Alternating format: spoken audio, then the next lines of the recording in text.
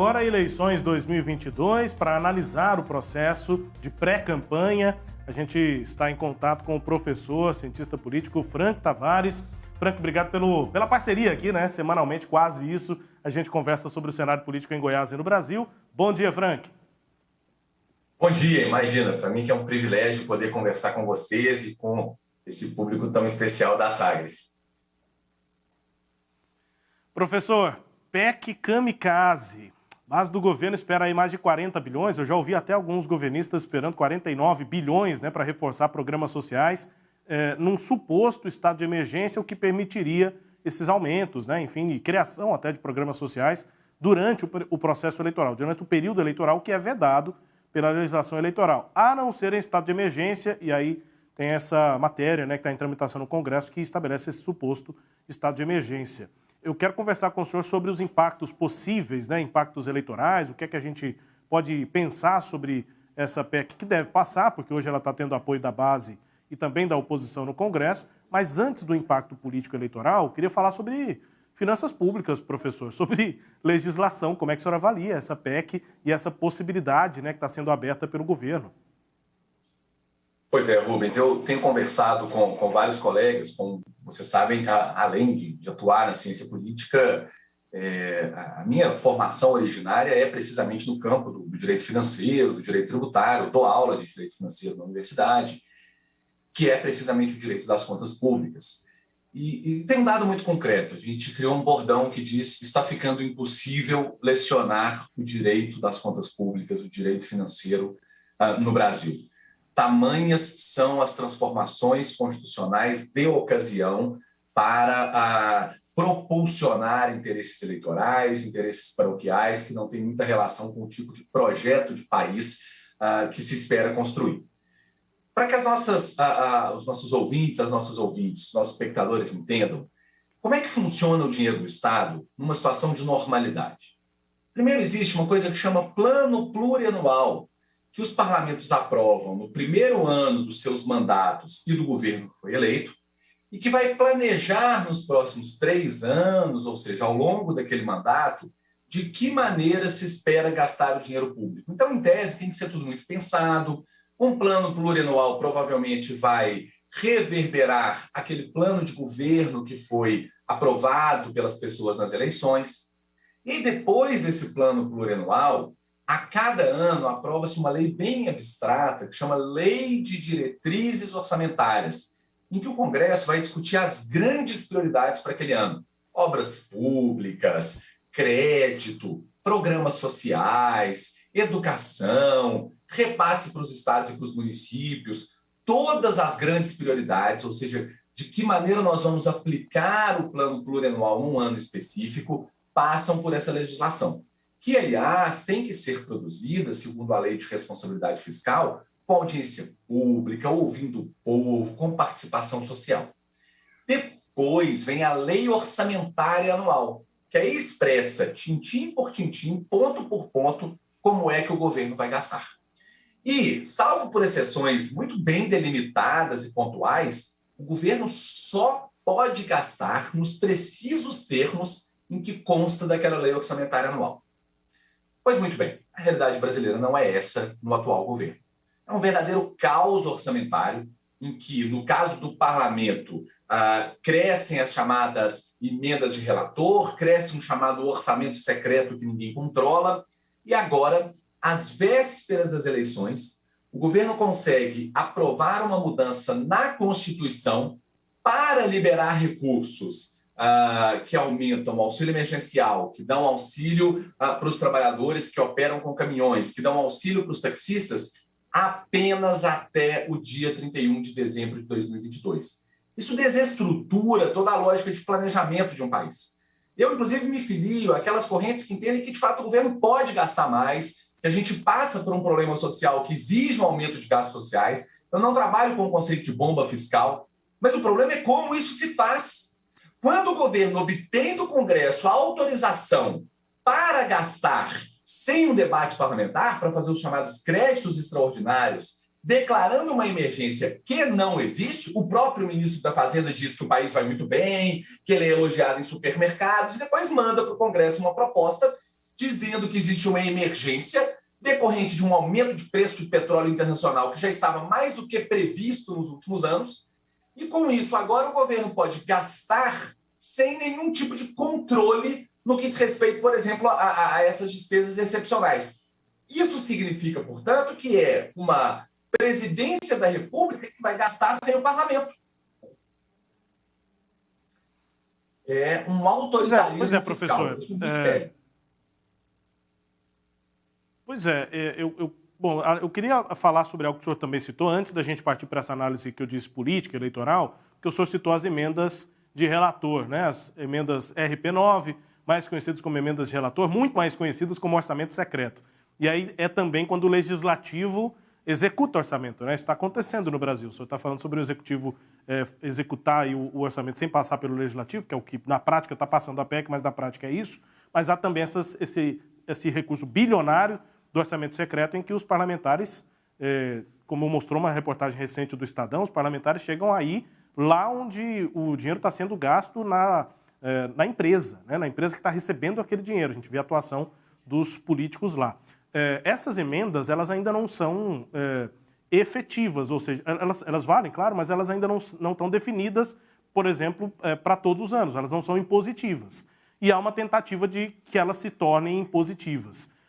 Por exemplo, a gente está tendo agora a aprovação da LDO para 2023. Estão lá, as emendas RP9, mas elas ainda não são uma obrigação constitucional.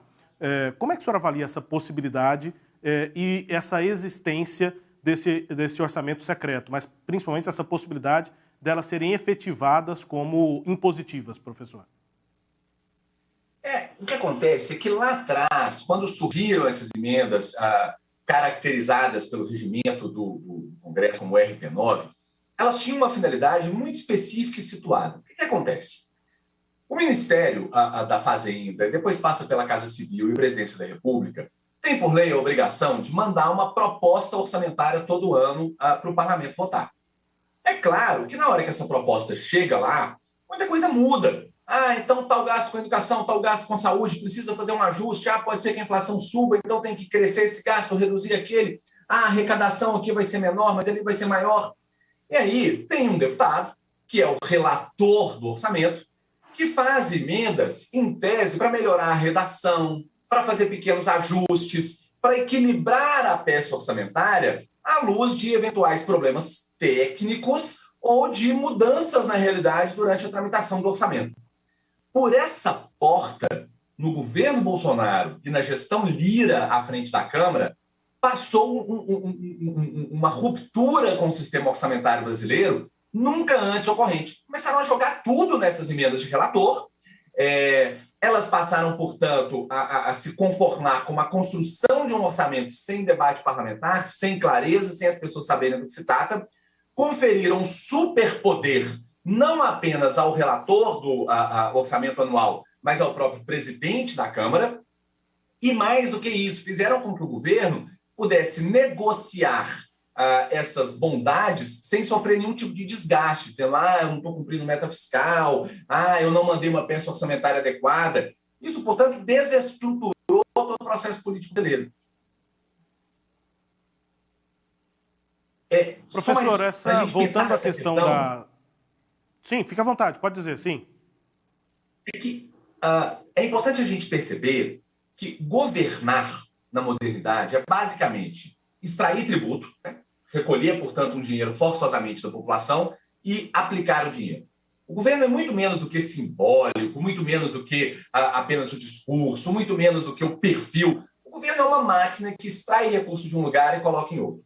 Se, portanto, o orçamento não tem transparência, se o governo agora tem autorização para poder emitir crédito, ou seja, gastar sem autorização do parlamento, se nós não sabemos de que maneira estamos planejando os nossos gastos, isso significa que toda a atividade governamental, da segurança até a saúde, da garantia das liberdades individuais até a previdência, tudo isso, que na verdade se realiza como gastos governamentais, não tem mais transparência e controles democráticos. É, portanto, a própria natureza constitucional, ordeira e democrática do nosso regime político que é perdida quando esse conluio entre governo federal e Câmara dos Deputados principalmente, mas também o Senado, desestrutura o nosso sistema de direito financeiro.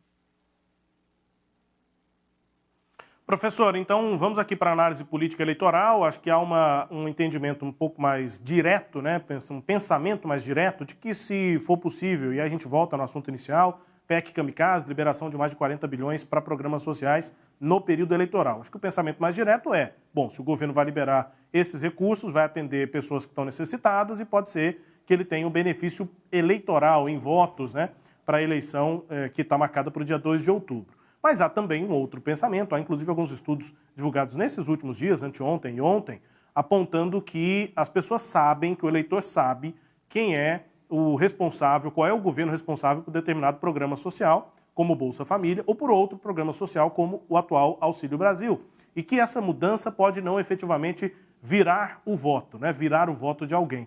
Qual é a visão do senhor em relação a isso? Eu sei que aí já é exercitar um pouquinho a bola de cristal, mas o que é que dá para entender em relação a isso, né? Essa exceção que seria liberar os programas sociais no período eleitoral, que tipo de peso eles poderiam ter na eleição em si, professor? Rubens, essa é indubitavelmente a melhor questão para a gente pensar as eleições daqui para frente e também a mais difícil. Vamos começar por aquilo que é acordo entre todos os institutos de pesquisas e analistas de opinião pública e comportamento político eleitoral. O tema dessas eleições é fundamentalmente economia, portanto, emprego, renda, acesso a alimentos, a bens de consumo, inflação muito fortemente. Isso todas as pesquisas, quando tentam testar quais são as principais preocupações da população brasileira neste momento, e aí não tem nem muita diferença em termos de classe, região, a população brasileira vai levar o tema econômico para as urnas. Esse, portanto, é o consenso. Agora surgem as dúvidas quanto a qual pode ser o impacto do auxílio emergencial elevado e do auxílio específico para caminhoneiros e taxistas, portanto, a PEC 16/2022, PEC Kamikaze, PEC do desespero, no comportamento eleitoral. Bom, há alguns analistas, caso um analista brilhante, que é o Marcelo Tokarski, diretor da FSB, que entendem que pode ter algum efeito e que esse efeito pode ser até mais significativo do que se imagina. O ponto dele é que a popularidade de Jair Bolsonaro, desde que começa a pandemia, sobe quando vem o auxílio emergencial, desce quando o auxílio cai e sobe um pouco, embora menos do que ele gostaria, quando volta esse auxílio de R$400. Esse é um entendimento minoritário. Outros analistas, por exemplo, o meu colega Felipe Nunes, que é o CEO da Quest, hoje um dos principais institutos de pesquisa do Brasil, uma das maiores consultorias do mundo de análise de risco e de análise política, que se chama Eurásia, entendem que o efeito eleitoral do auxílio emergencial já foi dado com os R$400 e que o fato de se reduzir a fila, né, os 2 milhões de pessoas que estão esperando para receber auxílio emergencial, e aumentar o valor, não tem um impacto eleitoral significativo, seja porque mais de 70% dos eleitores brasileiros já afirmaram o seu voto e não estão dispostos a mudar, seja precisamente porque as pessoas fazem uma análise econômica, mas que não é centrada apenas nesse elemento receber ou não receber auxílio. Mesmo porque os R$600 de hoje, com a inflação, não são muito mais do que R$400 pouco tempo atrás, principalmente a inflação de alimentos, que é a que mais afeta a população mais empobrecida. Além disso, há um problema burocrático. Esse governo, diferentemente dos anos de Bolsa Família com CAD único, etc., não tem uma estrutura de gestão minimamente eficiente para garantir que em poucos meses esse auxílio realmente chegue em quem precisa. Vamos lembrar dos escândalos que todos os dias apareciam na imprensa, de gente rica recebendo auxílio emergencial, de funcionários públicos de alta patente recebendo auxílio emergencial. Então, o tratamento burocrático do auxílio pode impedir que ele chegue na ponta. Tudo somado, há quem diga que o impacto eleitoral dessa medida será pouco significativo, portanto, não tende a desestabilizar o favoritismo e a dianteira que Lula obtém nesse momento nas pesquisas. Então, há duas interpretações, mas a visão majoritária é de que não terá o efeito esperado. Professor, e isso somado a há oportunidades, há momentos em que o presidente Jair Bolsonaro deverá, pelo menos essa é a expectativa até da sua própria base, deverá retomar discursos mais agressivos, digamos, nesse aspecto da crise institucional, de atacar poderes e de tentar reforçar a sua base, né? Será que esse discurso pode ter uma amplitude maior? Ele tem a previsão de uma prévia do dia 7 de setembro agora, né, para o final do mês de julho, também em agosto, depois tem o próprio 7 de setembro, e a base bolsonarista espera que isso possa ter repercussão também para os votos lá no dia 2 de outubro, que é o primeiro turno, juntamente com esses programas sociais, que é o que espera. Eu sei que há essa questão burocrática, né, ela é bastante real, mas há o que espera a base que esse discurso se intensifique, ao mesmo tempo que os programas sociais cheguem, professor. Rubens, você faz e traz para o público da Sagres as perguntas mais interessantes, mas também mais difíceis, né? E às vezes mais dramáticas, como é o caso dessa questão do discurso presidencial, e que a gente não sabe até que ponto é apenas um discurso. O ponto concreto é que, à medida em que não consegue reagir nas pesquisas, o presidente da República e o seu núcleo duro, né, associado à extrema-direita, com menos compromisso com a democracia e o constitucionalismo, indica que eles estão fazendo aquilo que em ciência política, tem um autor chamado Sibelius, que estudou isso por muitos anos lá nos Estados Unidos, nós chamamos de jogos em múltiplas arenas. O que isso significa? O grupo do presidente da República joga o jogo eleitoral. Então, faz campanha, dá o auxílio emergencial, tenta negociar com o Centrão, minimamente tenta ampliar sua base, entra com recursos do Tribunal Superior Eleitoral e, portanto, é um jogador jogando o jogo eleitoral. Mas também, e isso é um grande problema, joga em outra arena. Quando o presidente da República chama o Braga Neto para ser o seu vice e, portanto, não pretende ampliar com o vice, não pretende conquistar um público mais amplo do que o seu núcleo duro de extrema-direita, quando o presidente, até em cerimônia de posse da nova presidente da Caixa Econômica Federal, em decorrência, aliás, de um escândalo do seu muito próximo, se não íntimo aliado, ex-presidente,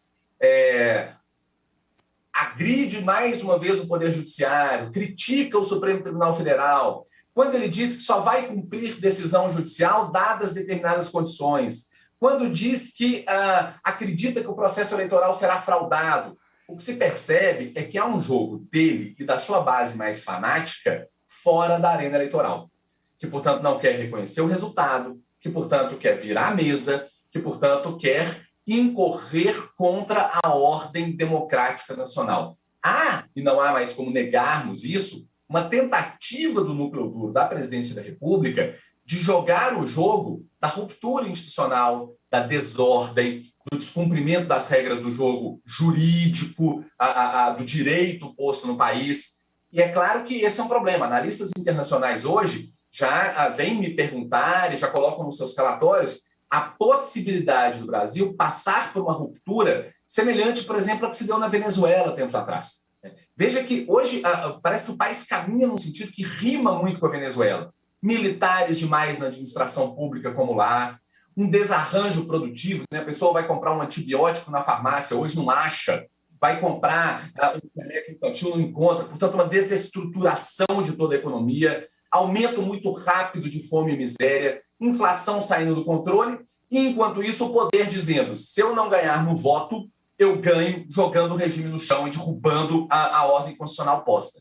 Infelizmente, é algo sobre o que nós temos que falar até para mantermos a nossa ordem, porque o presidente da República e seus apoiadores têm dado mostras muito claras de que, lamentavelmente, não jogam apenas o jogo jurídico constitucional das eleições.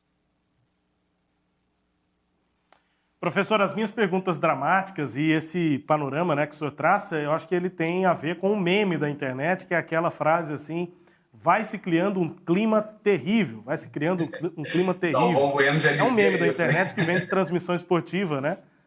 Vem das transmissões esportivas, que é principalmente jogo de Libertadores, né? Quando aquele clima vai ficando cada vez mais violento, os times fazendo faltas duras, aí a coisa vai... Aí chega uma hora que o narrador vê aquela situação, a torcida inflamada e fala, vai se criando um clima terrível. E veja, Rubens, que é unilateral, né? Porque assim, na oposição ao presidente, se a gente pensa Lula, Ciro Gomes, Simone Tebet, nos grupos sociais que também se opõem ao presidente, não se vê isso. Não é que existe uma polarização no sentido de dois extremos se radicalizando.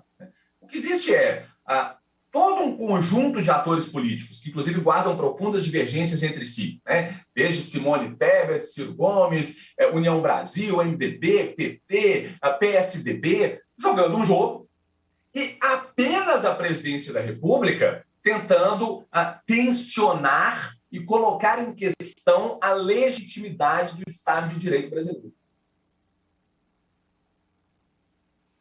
Professor, obrigado pelo auxílio aqui de sempre, né? Obrigado pela disponibilidade de conversar com a gente. Até a próxima e bom dia, bom trabalho. A gente vai seguir atento aqui a essa tal PEC Kamikaze e como é que esse processo eleitoral se desenrola. Até mais, obrigado pela presença aqui. Bom dia, bom trabalho para vocês. É sempre uma alegria conversar com vocês.